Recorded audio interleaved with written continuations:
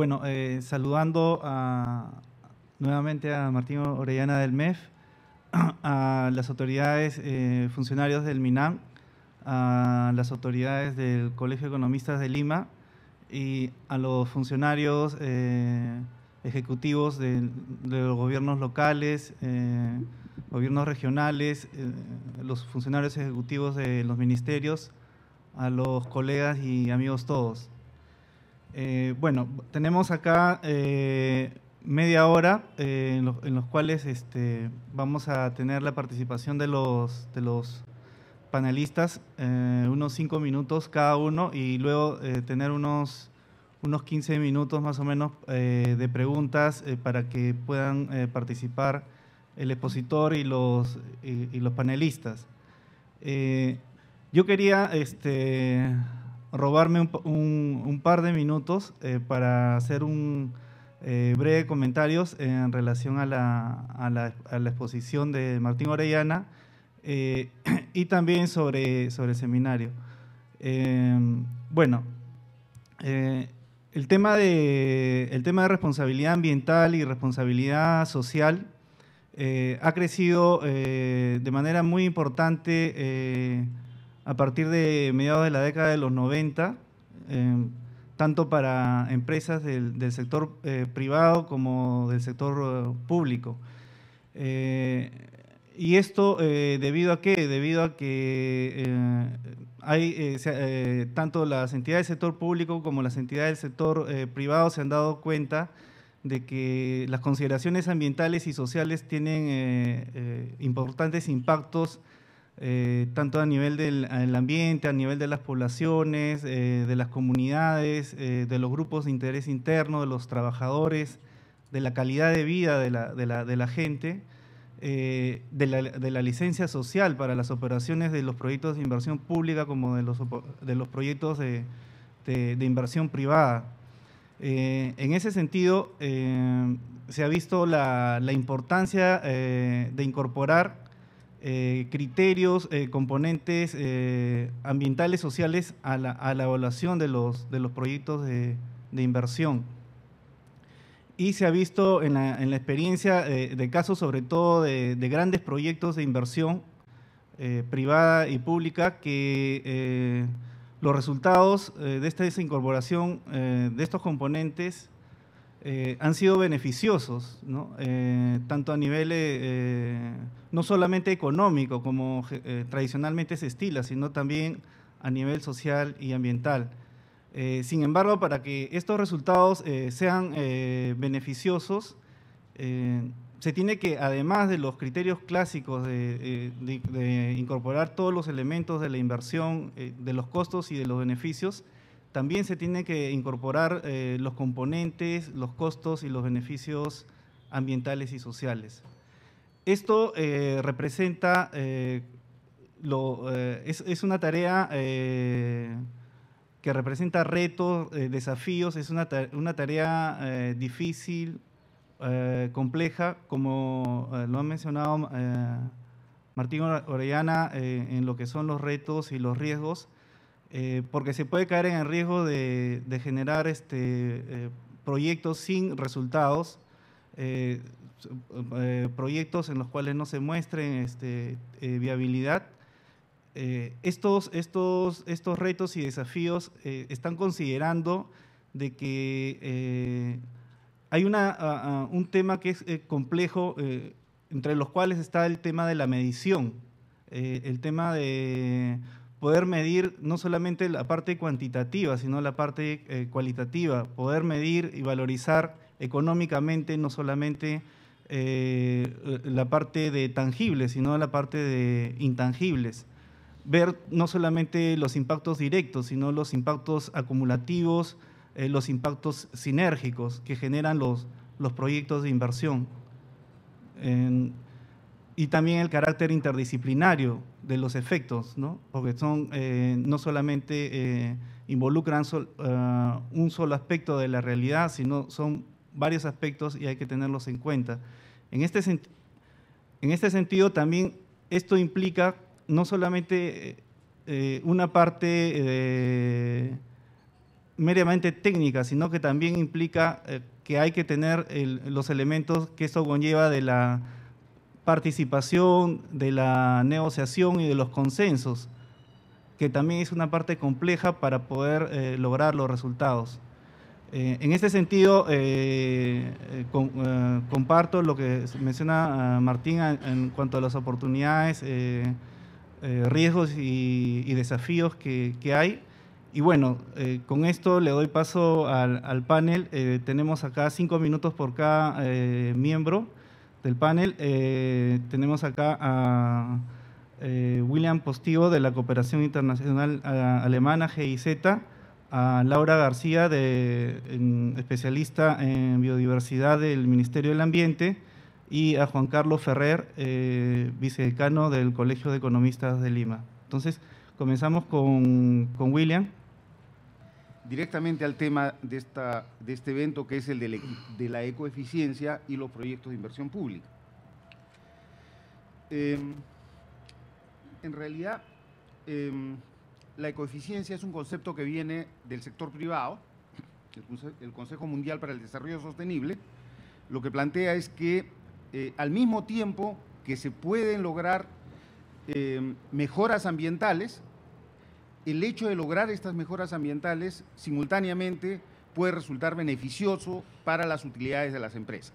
Esto es, por ejemplo, si yo empiezo a reutilizar una parte de los residuos o a reciclar residuos dentro de mi proceso productivo, entonces voy a tener un beneficio adicional por ese reciclaje.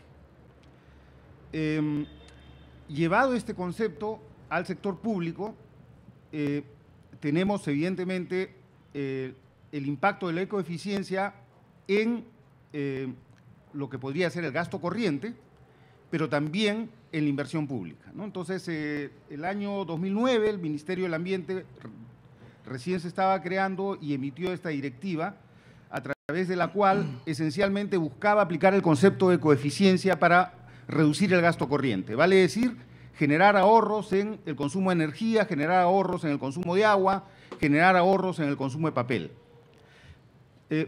Pero estamos hablando en este evento de ecoeficiencia en la inversión pública.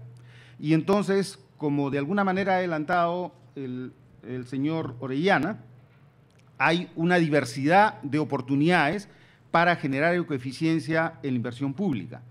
Él ha mencionado el tema de la construcción de un edificio para una entidad pública, que sería el propio Ministerio del Ambiente, con criterios de ecoeficiencia.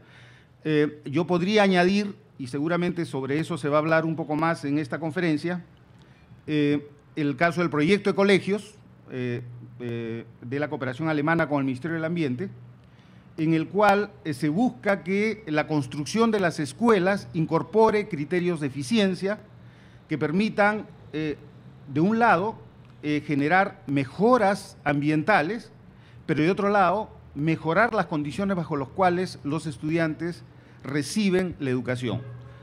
En ese sentido, yo creo que es relevante para este tipo de oportunidades tener en cuenta que la ecoeficiencia puede, en algunos casos, llevar a ahorros significativos, tanto en energía como en agua o en otros elementos de costo, pero también en el caso específico de los edificios, las inversiones públicas, por ejemplo, en las escuelas, puede ayudar a reducir el consumo de energía, que no es solamente un beneficio directo por la cuenta de electricidad, sino que el menor consumo de energía significa que en alguna parte, en el proceso de generación de la energía eléctrica, se van a generar menos impactos sobre, por ejemplo, el problema del cambio climático, ¿no?, que es un problema a nivel internacional. O, por ejemplo, si ahorramos el consumo de agua, entonces significa que hay en general un mejor manejo, un manejo mucho más eficiente en el uso de este recurso. El problema con el sistema de inversión pública es que este tipo de beneficios no son tomados en cuenta al momento de evaluar un proyecto.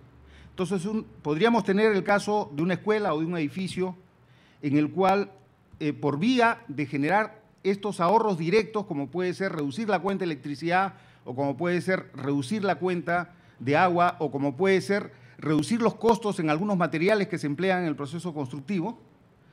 Todos estos beneficios directos sí pueden ser tomados en cuenta en el sistema de inversión pública.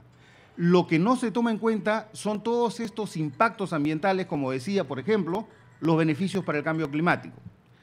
Entonces, me parece que es importante, creo que el Ministerio de Economía ha hecho avances significativos, particularmente lo que ha mencionado respecto al concepto de gestión del riesgo en medidas de adaptación al cambio climático, pero todavía falta dar pasos adicionales para fortalecer el sistema de inversión pública e incorporar de una manera adecuada todos estos otros beneficios, porque puede ocurrir, y creo que de hecho ocurre en algunos casos. William, tenemos un minuto, por si acaso. Decía que puede ocurrir que, por ejemplo, hacer determinadas medidas para mejorar la construcción de las escuelas, no solamente en términos de mejora en la calidad ambiental, mejora digamos, en el ahorro de energía o en el tema del agua u otros elementos, sino también en mejores resultados en la calidad educativa, ¿no? Por ejemplo, en las zonas frías, con una adecuada protección, una adecuada construcción de los edificios, los niños pueden tener un ambiente más adecuado para concentrarse y tener una mayor eficacia en el servicio educativo.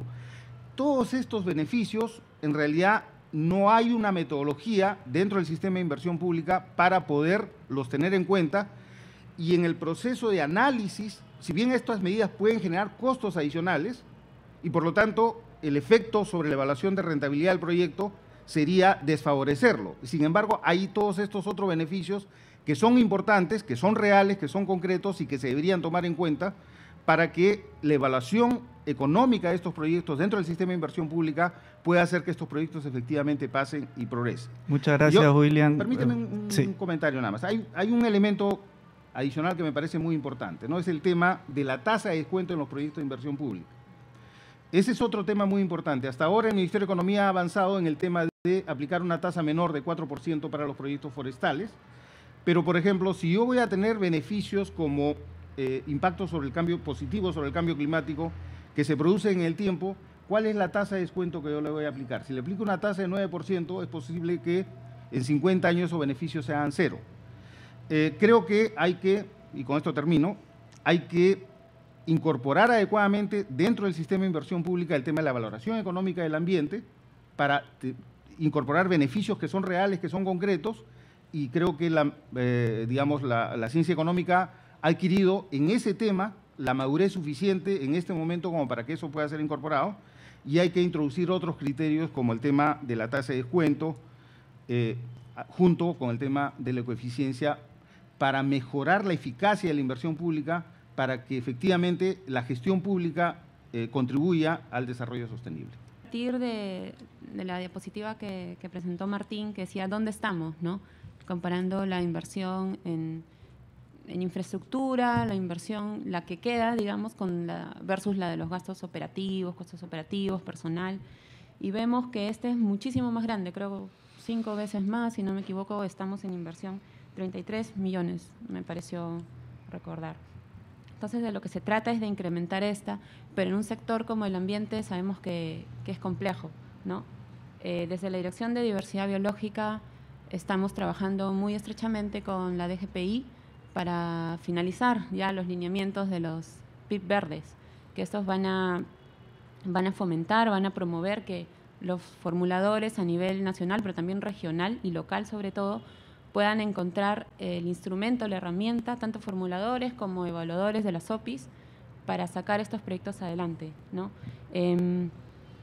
Centrándonos en el esquema de la gestión estratégica de los recursos naturales, habían 5 ejes, si recuerdan, ¿no? El ordenamiento territorial, la diversidad biológica, los servicios ambientales, el tema del cambio climático y el de fiscalización de actividades productivas. En el Ministerio del Ambiente, y como presentó Martín, ya hay un avance mayor en el tema de ordenamiento territorial, cambio climático, también lo que mencionó que lo están trabajando con la GIZ, y en este caso los lineamientos que estamos preparando actualmente son para la implementación de proyectos en lo que es diversidad biológica y servicios ecosistémicos, ¿no? Tomando como stock y flujo, diversidad biológica como stock y los servicios ecosistémicos como un flujo, ¿no?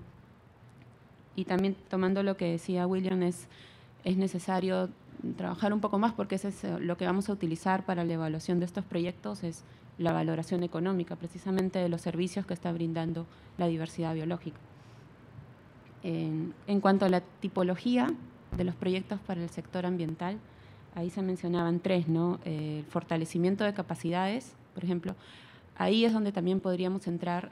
Actualmente existen proyectos que los está implementando el CERNAM, que es un adscrito del MINAM, pero también dentro de la dirección, a partir de estos lineamientos esperamos poder implementar también ahí, porque el hecho de que actualmente lo esté implementando el CERNAM no quiere decir que sea únicamente, ¿no? Sino que a partir de estos lineamientos se va a promover la implementación en otras áreas fuera de áreas naturales protegidas, como pueden ser las áreas de conservación privada, áreas de conservación regional, todo lo que sea fortalecimiento de capacidades para la gestión de estos ecosistemas, de los servicios ecosistémicos y de las especies de flora y fauna que están, especies amenazadas, o incluso les comento, actualmente estamos gestionando un proyecto de inversión pública para lo que es el mejoramiento de la conservación de germoplasma, ¿no? El laboratorio de una universidad, Pedro Ruiz Gallo, en Lambayeque, para la conservación de germoplasma de maíz, por ejemplo. Igual tenemos una propuesta de algodón que estamos trabajando con la Universidad Agraria. Esto es en lo que es recursos genéticos, digamos. En lo que es especie, flora y fauna también hay un potencial muy grande. Y bueno, y en lo que es los servicios ecosistémicos en sí.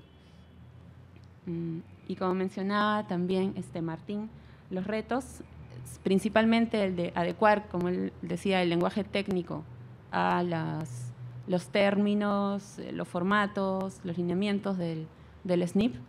Sí, ha sido una tarea larga, pero en espacios precisamente como estos y en más talleres, más reuniones, y cuando salen esos lineamientos es que precisamente lo que buscan es estandarizar, digamos, que sea entendible a todo nivel, los conceptos, las definiciones, con ejemplos, anexos, y bueno, en esa tarea estamos, ¿no? Muy buenos días. Me parece que el tema es harto interesante.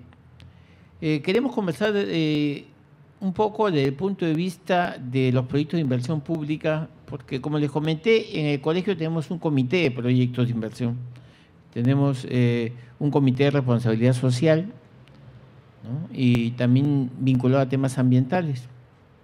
El gran problema que percibimos quienes formulamos proyectos de inversión pública, aquí hay dos niveles. Todos los proyectos de inversión pública, de alguna manera, tienen impacto ambiental. Desde el extremo neutro, cero impacto ambiental, o muy pequeño, hasta impactos significativos. Y el gran tema ahí eso se da en todos los proyectos de inversión pública, en todos. Pero hay proyectos exclusivamente sobre temas ambientales, de los que ha planteado la colega que me antecedió, ¿no? Proyectos de germoplasma, proyectos lógicamente tienen un aspecto ambiental directo, y en el cual es la tasa de 4% la que permite asegurar que se ejecuten como ventaja respecto de los proyectos con tasa de 9, ¿no? Que son proyectos normalmente. Y el gran tema es en la parte de evaluación. En economía nosotros hablamos de externalidades, y al final el tema ambiental es una externalidad, como hay otras. Y en los proyectos sectoriales, donde hay un tema de impacto ambiental, de lo que se trata es de internalizar el valor de estas externalidades, de tal manera que el proyecto lo pueda asumir a nivel de inversión o a nivel de gasto operativo. Y yo creo que al MEF le compete desarrollar estos aspectos metodológicos en el tema ambiental que han sido de repente dejados en un principio de lado, y para recién últimamente entrar a discutir. En algo tiene que ver el hecho de que el Ministerio del Ambiente es joven, es nuevo, Pero yo creo que hay varios temas que tratar en cuanto a introducir metodologías que de por sí ya son complejas. Si bien los economistas manejamos los temas de externalidades, los temas de economías externas positivas y negativas, mucho el SNIP se ha ingenierizado y más importa en la obra que la concepción de flujos que debería tener un proyecto de inversión para poder evaluar. Y eso puede pasar con el tema ambiental también. Y hemos visto los problemas sociales que genera los impactos de proyectos ambientales, donde en algunos casos el proyecto no se hace por temas ambientales, ¿no? Al final el proyecto no se ejecuta. Paradigmático es el caso Conga, ¿no? Donde este proyecto no se ha podido ejecutar hasta la fecha. Y también habría que ver qué mecanismos introducir, de qué manera, cuál es la preeminencia del aspecto ambiental en la evaluación de un proyecto de inversión. Bueno, sabemos, los beneficios deben ser mayores que los costos. Debe haber sostenibilidad y deben estar los principios y las políticas sectoriales para definir si un proyecto es viable o no. ¿Y en qué parte ingresa este tema ambiental? Salvo que ingrese como externalidad y lo tengamos en beneficios directos e indirectos, ¿no? Salvo en ese caso. Pero en algunos casos el tema ambiental va a ser un tema definitorio, como el caso Conga. El tema ambiental es definitorio, ahí no hay evaluación social y privada que valga. El tema es básicamente de negociación entre una comunidad y una empresa privada. Entonces, ahí el tema hay que hilar muy fino para poder definir de qué manera los parámetros de evaluación de los proyectos de inversión pública se pueden adecuar a estos nuevos proyectos. Digo nuevos, hay experiencias, se podría hacer benchmarking. Perfecto. Experiencia de benchmarking con la experiencia chilena y colombiana, que nos tiene bastante ventaja en estos temas de proyectos ambientales, y se podría trabajar en eso, ¿no? Ahí nomás. Gracias.